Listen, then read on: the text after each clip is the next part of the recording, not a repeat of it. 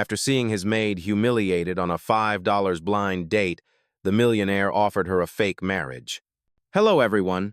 Before we begin today's story, I have a small favor to ask. Please hit subscribe and turn on the notification bell so you never miss our channel's new videos. It is quick, free, and the best way to support us in bringing you more dramatic stories. Your support truly means the world to us. Where are you watching from? Drop your city or country in the comments below. Thank you very much. Now, let us return to our main character. The diner smelled of burnt coffee and cheap perfume. Flickering neon lights buzzed above chipped booths, casting tired shadows across faded menus. At the corner table, Lucy Bennett sat with trembling hands folded over her purse. She had been wearing the same pale blue dress for years, mended twice at the sleeves, and her shoes had thin soles that let the cold of the floor seep in. Still, she had promised her friend she would go on this blind date, her first in a long time. Across from her, a man scrolled through his phone without looking up. His blazer was pressed, his tone sharp. "You said you only brought $5?" he asked, his voice dripping with disbelief. Lucy's cheeks warmed. She nodded, trying to smile. "I thought we were just getting coffee." He leaned back, smirking. "You cannot even afford dinner, and you came to meet someone like me?" His words sliced through the hum of the diner. A few customers glanced over. Lucy gripped her purse tighter. "I can pay for my own meal," she whispered, her throat tightening. At a table nearby, Ethan Cole, a man in a charcoal suit, paused mid-conversation. The CEO of Cole Estates rarely came to places like this, but tonight, business had driven him to the wrong side of town. He was waiting for a contractor who had just canceled, and he had been ready to leave until he saw the scene unfolding. He watched as Lucy stood up, her eyes glistening but her posture straight. "I am sorry for wasting your time," she said softly. The man scoffed. "You wasted more than that, sweetheart." As she turned to leave, her worn purse slipped from her shoulder, spilling its contents, coins, a bus ticket, and a single $5 bill onto the floor. She bent to gather them quickly, her fingers shaking.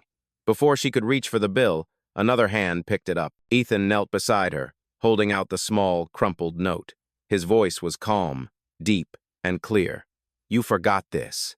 She looked up, startled by the man's quiet confidence. He was clearly wealthy, his cufflinks catching the dim light, yet his eyes were kind. "I do not need charity," she murmured. "This is not charity," he said, his gaze steady. "It is yours, and you should never apologize for being where you belong." Lucy blinked, unsure what he meant. Behind them, the rude date muttered something under his breath and walked away. The sound of the doorbell above the diner door cut through the silence. Ethan straightened, slipping the $5 bill into her hand. "Hold on to it," he said. "One day it will mean more than you think." She nodded awkwardly, thanked him, and hurried out into the rainy night. Through the fogged window, Ethan watched her cross the street, the neon reflections of passing cars flickering across her face. Something about her, her quiet dignity, the way she held her chin despite humiliation, stirred something unfamiliar in him. Later that night, back in his penthouse overlooking the Hudson River, Ethan could not stop thinking about the girl from the diner. He poured himself a drink, staring at the city lights far below. On his polished desk, a silver frame held the portrait of his late mother, the woman who had built everything he now owned, and the same woman whose last wish was for him to marry a woman with a good heart. He laughed under his breath. "A good heart," he muttered. "Not a perfect match." Down in her small basement apartment, Lucy sat by the window with a cup of instant noodles, still replaying the humiliation in her mind. Yet, when she remembered the man who had spoken to her with kindness, something softened. She unfolded her purse and saw the $5 bill. It was damp, slightly torn, but still there. She placed it gently inside her worn notebook, the same one where she wrote down her dreams. Neither of them knew that this single act of decency in a diner would lead to a contract that would change both their lives forever. The following morning, sunlight crept through the tall windows of Cole Manor, spreading a soft glow across marble floors and silver-trimmed mirrors. Ethan Cole stood in his study, reviewing a list of urgent matters on his tablet.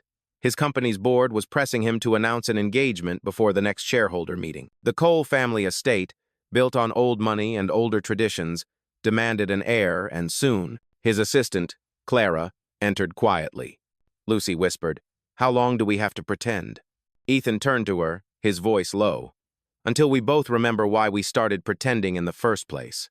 He walked away before she could answer, leaving her standing alone with the echo of his words. Back inside, Lucy stared at her reflection in the mirror, the ring glinting on her finger. The reflection of the woman staring back no longer looked like a maid. The $5 bill. "Send her up," he said. Minutes later, Lucy appeared at the door, dressed in the crisp uniform provided by the agency. Her hair was tied back neatly, though a few curls escaped, brushing against her cheek. She froze when she saw him, the man from last night. "Mr. Cole?" she stammered, unsure whether to curtsy or apologize. He gestured for her to relax. "I remember you," he said. "The diner." Color rose to her face. I did not know you lived here. I am only filling in until they hire someone full-time." Ethan studied her for a moment. "Sit down, Miss Bennett."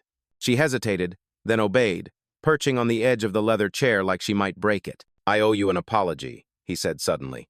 "You were treated unfairly last night, and I should have said more." "You already did enough," she replied softly. Most people would have just looked away. For a long moment, silence filled the space between them. Then Ethan spoke, his voice even but deliberate. "I have a proposal for you. It is unusual, and I will not be offended if you say no." Lucy blinked. "A proposal? My family expects me to marry within a month to keep control of my company. I need someone I can trust to act as my wife temporarily. In return, you will receive full financial security and your mother's medical expenses covered for a year." Her breath caught. "You cannot be serious." "I am," he said calmly. "It is a contract. 30 days, nothing more. After that, you walk away free." Lucy stood, shaking her head. "I do not belong in your world. People like me clean the floors. We do not dine at your table. People like you," he repeated quietly, "are the only ones I can still trust." She stared at him, unsure if it was arrogance or sincerity in his tone. "And what exactly would you expect from me, Mr. Cole?" He reached for a document on his desk, sliding it toward her. "5 conditions," he said. "No romantic involvement, no public interviews. Attend 5 social events as my wife. Keep all personal matters private, and the last, do not fall in love." Lucy gave a small, nervous laugh. "That one should be easy." Ethan smiled faintly. "We will see." He handed her a pen, but she hesitated. "I need time," she whispered. "Take it," he said. "But remember, time is exactly what I do not have." As she left the study, her heart pounded. The proposal sounded like madness, yet his offer could save her mother's life. Outside, the autumn wind rustled through the estate's gardens. She looked up at the mansion's tall windows, the morning light reflecting off the glass like a mirror to her own doubt. Inside, Ethan watched her from the upper balcony. On his desk lay a framed photo of his late mother beside the folded $5 bill he had kept from the diner. For reasons he could not explain, he could not throw it away. In that moment, both of them stood on opposite sides of a line. Neither knew they were about to cross a line between duty and desire, between a contract and something that might become real. 3 nights later, the city glimmered beneath a curtain of rain. Inside Cole Manor, the ticking of a clock echoed through the grand hall as Lucy Bennett stood by the fireplace, holding the same document she had taken home days earlier. Her mother's doctor had called that morning another hospital bill, another deadline she could not meet. Every option had closed except one. The heavy door opened, and Ethan Cole stepped inside, his dark suit still damp from the storm.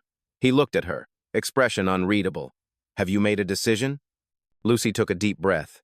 "Yes, I will do it."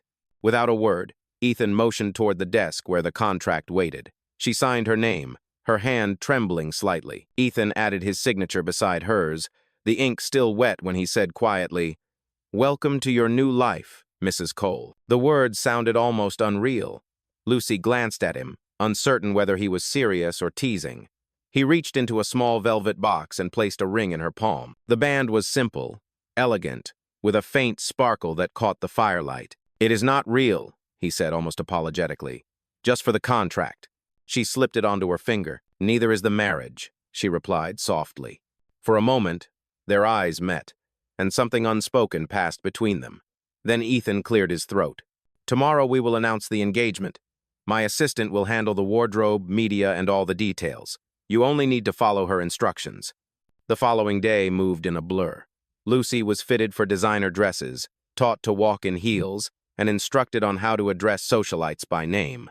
Clara guided her patiently, hiding the amusement that flickered across her face each time Lucy curtsied by accident or called a gala a fancy dinner. That evening, the engagement announcement was held at the Riverview Hotel ballroom, filled with flashing cameras and champagne laughter.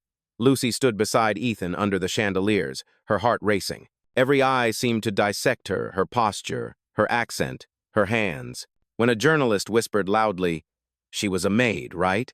the words cut through her like a blade.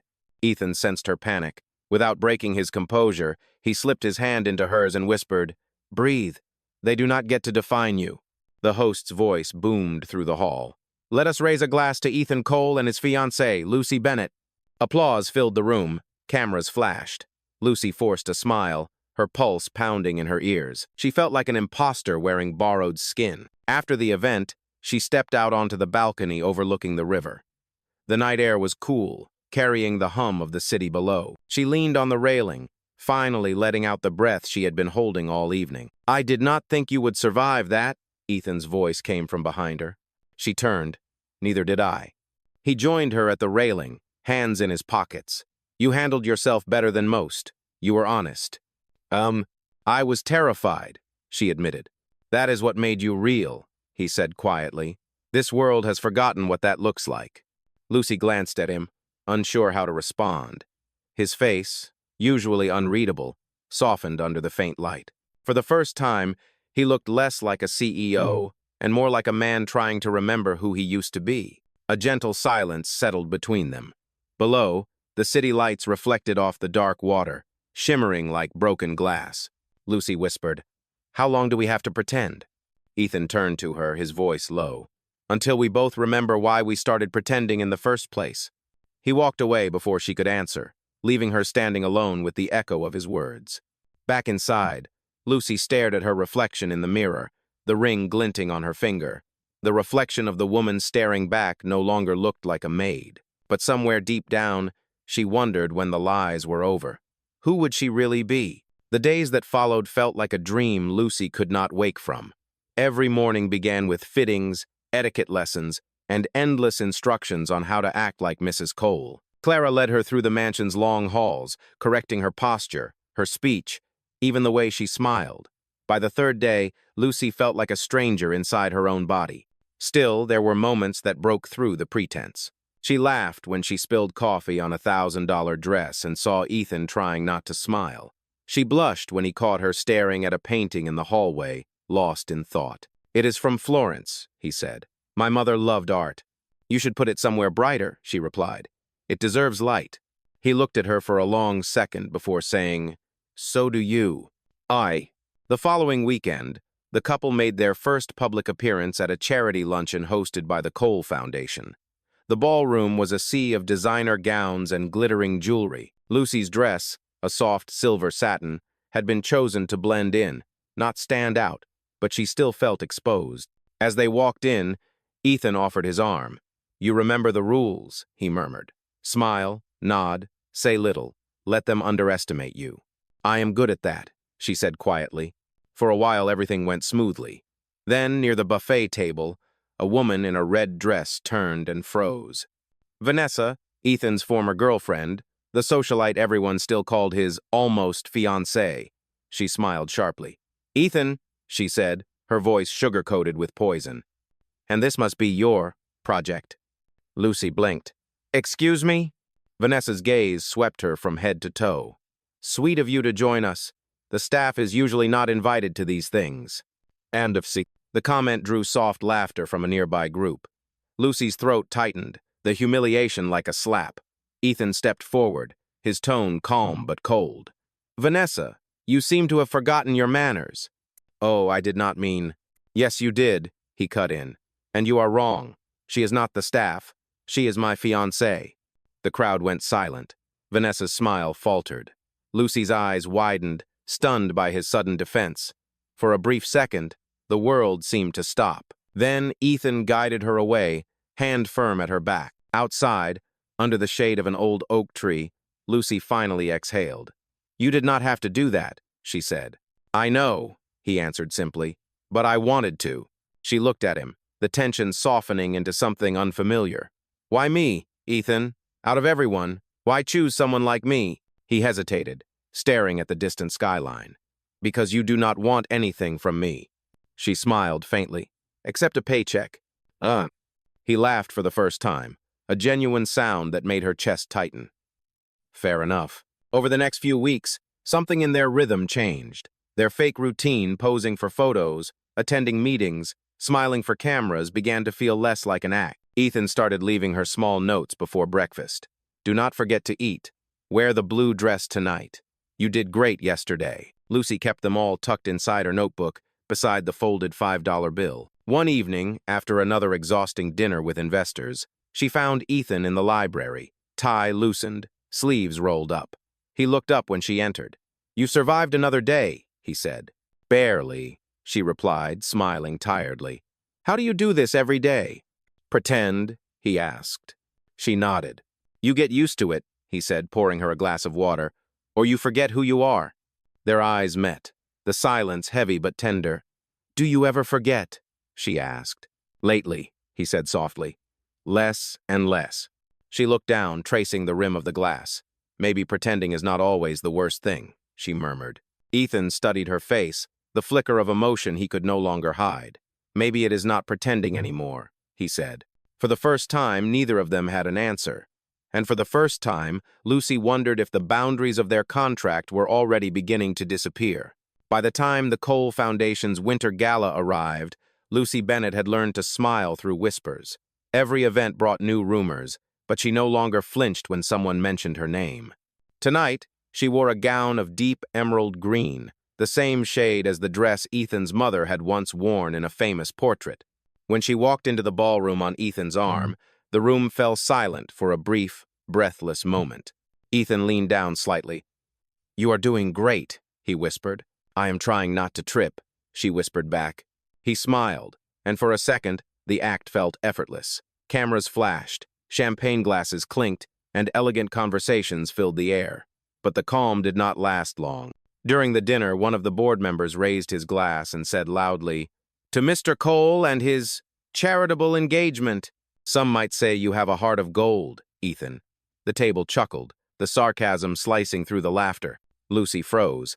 But before she could react, Ethan answered smoothly, You are right about one thing. It does take gold to run this foundation, but it takes character to care about the people behind it. The table went quiet. Lucy's eyes met his, gratitude flickering in her gaze. Later, as the music began and couples filled the dance floor, she tried to slip away toward the terrace for air. But Ethan caught her hand. One dance, he said softly. I do not know how to waltz. Then just follow my lead. Under the soft glow of the chandeliers, his hand rested at her waist, her other hand in his. At first she stumbled, but then the rhythm caught her, and for a moment the world blurred into something weightless. The music faded, replaced by the steady sound of her heartbeat. When the final note ended, she looked up at him, breathless. See, Ethan said, you belong here more than anyone. Lucy opened her mouth to respond, but before she could, a woman's voice called out, Ethan! It was Vanessa, his ex, walking toward them with a calculated smile. I just spoke with your father's lawyer. Quite the arrangement you have marrying your maid to keep the company. How romantic. The color drained from Lucy's face. Murmurs spread through the crowd. Ethan's jaw tightened. Enough, Vanessa, he warned. Oh, come on, she sneered. Everyone deserves to know the truth. Then just follow my lead. Under the soft glow of the chandeliers, his hand rested at her waist, her other hand in his. At first she stumbled, but then the rhythm caught her, and for a moment the world blurred into something weightless. The music faded, replaced by the steady sound of her heartbeat. When the final note ended, she looked up at him, breathless. See, Ethan said, you belong here more than anyone. Her voice trembled. You told me it would be private. You said no one would know. I will fix it, he promised. You cannot fix what was never real, she said, her eyes wet. I should have known this would end like everything else in my life, me being a joke. Lucy. Do not, she said, shaking her head. I cannot keep pretending, not when the whole world is laughing. Before he could stop her, she slipped into the waiting car and shut the door. Ethan stood on the marble steps as the taillights disappeared into the night. Inside the mansion, hours later, he poured himself a glass of whiskey but could not drink it. On his desk lay the $5 bill, still folded from the night they met. He stared at it, remembering the look in her eyes that evening, the same mix of pride and pain she had just shown him tonight. For the first time in years, the man who controlled everything realized he might have just lost the one thing he could not replace. The next morning, gray light poured through the tall windows of Cole Manor. The house felt hollow, as if Lucy's absence had drained its warmth. Ethan Cole sat in the study, his tie loosened, his untouched coffee cold beside him. Headlines flashed across his tablet. "Fake marriage scandal rocks Cole Estates." He swiped it away, disgusted. Every article twisted the truth into something cruel. Clara stepped into the room quietly. "The board has called an emergency meeting," she said. "They are demanding answers." Ethan looked up, his voice low. "Tell them I will be there at noon." "Should I contact Miss Bennett?" she asked carefully. He hesitated, then shook his head. "Not yet. She needs space." But space only made the silence louder. Across the city, in a tiny apartment above a laundromat, Lucy stared at the same headlines on her cracked phone.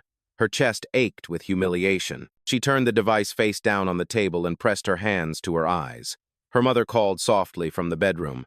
"Lucy, are you all right?" "I am fine, Mom," she lied. "Just tired." The phone buzzed again. This time it was a message from Clara. "Please come to the office. Ethan needs to speak with you. It is important." "This is all pretend, isn't it? A contract, not a love story." Lucy stepped back, feeling the room spin. "Is that true?" Someone whispered nearby. "A fake marriage?" Ethan took Lucy's hand firmly. "We are leaving," he said, guiding her through the crowd. But the damage was done. The flash of cameras followed them out the door. Outside, the night air was cold and sharp. Lucy pulled her hand away. She knew about the contract. How? "I do not know," Ethan said. "Someone must have leaked it." He turned slightly toward Lucy, who had just stepped in. For a moment, the room disappeared. She looked fragile but resolute, her hands clasped tightly in front of her. "Miss Bennett," another board member said coldly, "do you admit that this marriage was a contractual arrangement to secure Mr. Cole's control of the company?" Lucy opened her mouth, but Ethan spoke first. "No, she does not. I do." The room murmured in shock. Ethan continued, his voice firm. "I created the agreement." "Oh." He turned back, and for a heartbeat, the world seemed to still. "If you do this," she said, "you will not be able to undo it." "I do not want to undo it," he said quietly.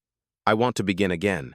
The doors closed, leaving Lucy alone with the echo of his words, and for the first time, she wondered if this story was no longer about a fake marriage, but about a man brave enough to turn a lie into truth. 2 days later, the storm broke in full force. "You really think we can start over?" "I think we already did," she said. He reached for her hand, and she let him.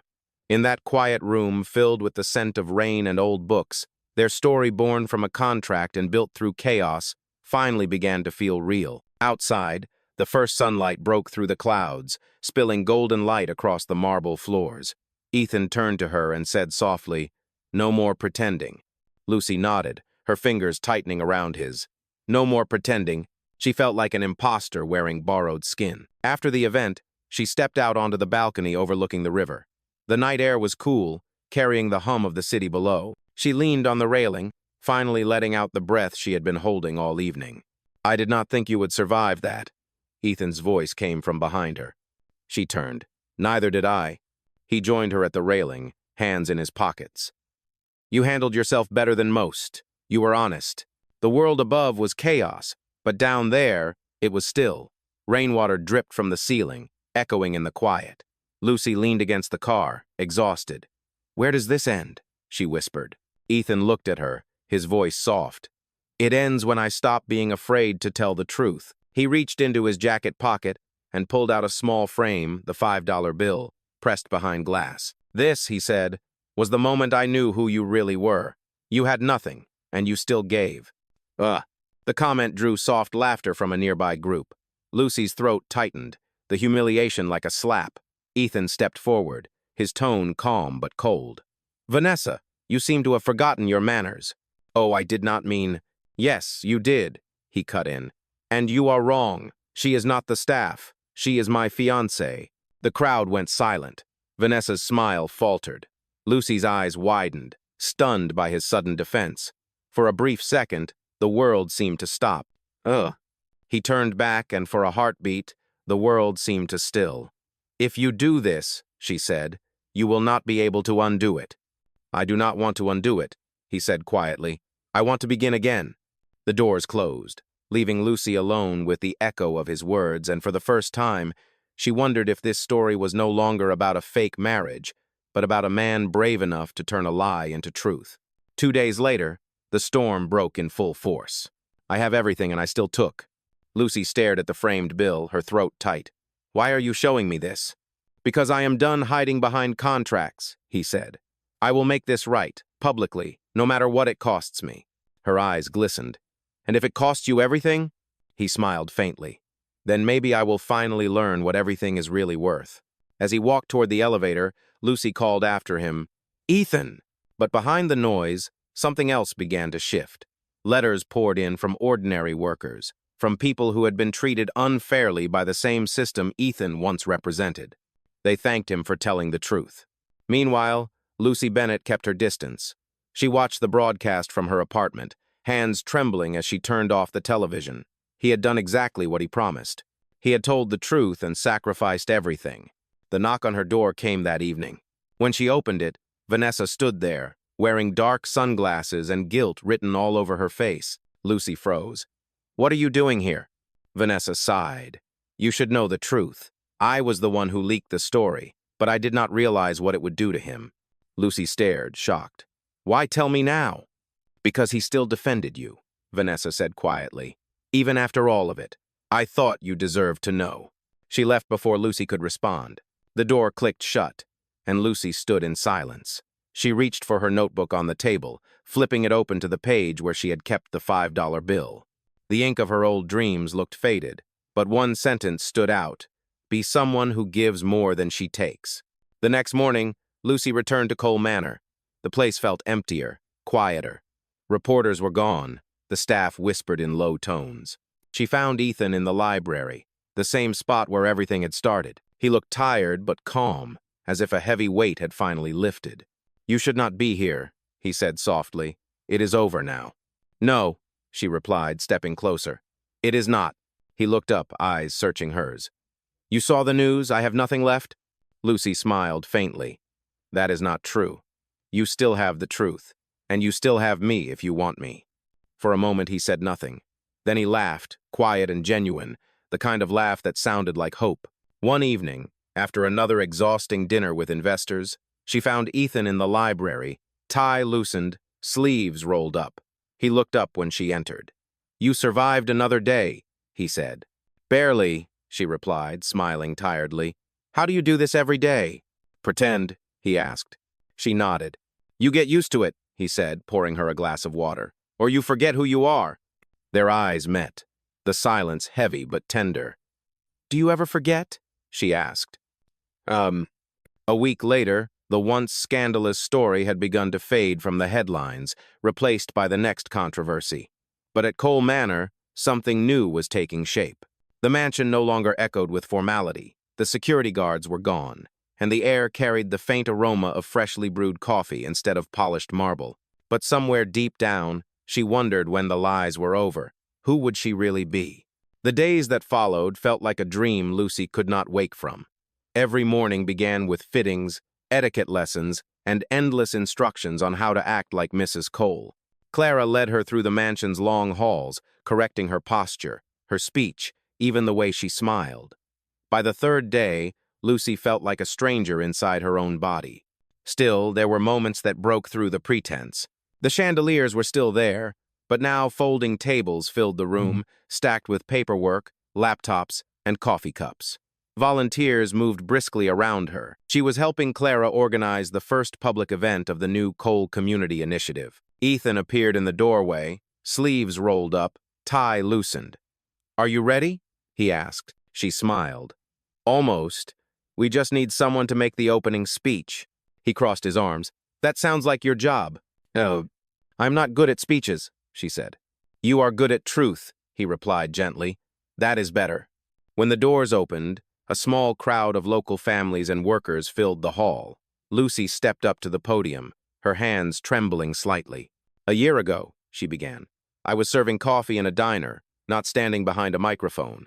But someone once told me that dignity does not come from where you stand, it comes from how you stand." The room fell silent. "You should not have done that," she said quietly. "I had to," he replied. "It was the truth.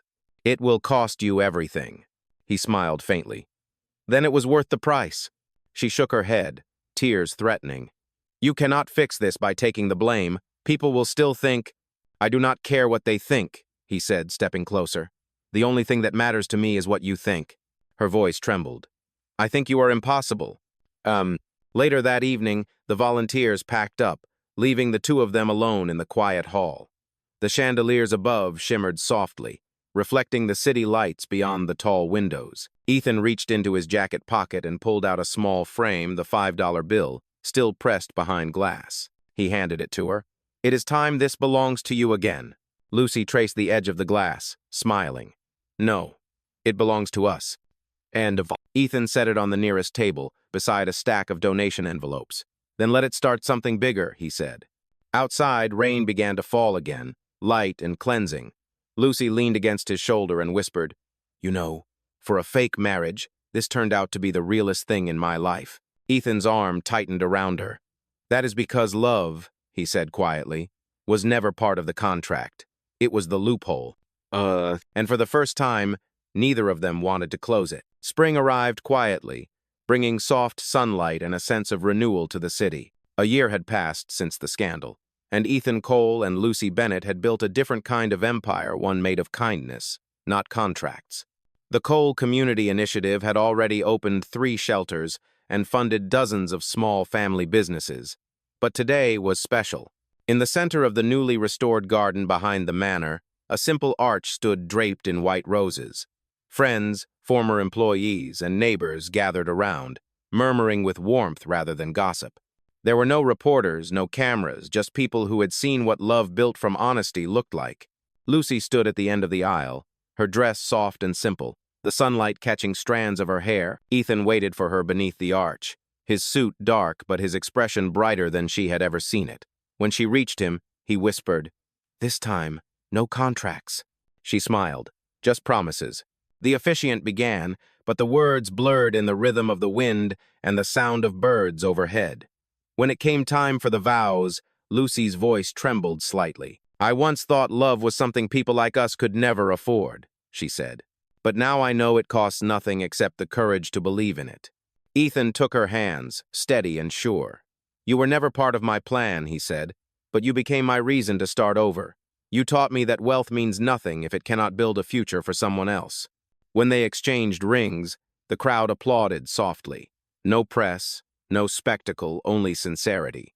Afterward, as the guests drifted away, Lucy noticed something on the garden table. Ethan Cole had sold his controlling shares of the company and redirected the proceeds to launch a new foundation focused on affordable housing and small business grants. Reporters called it his redemption project.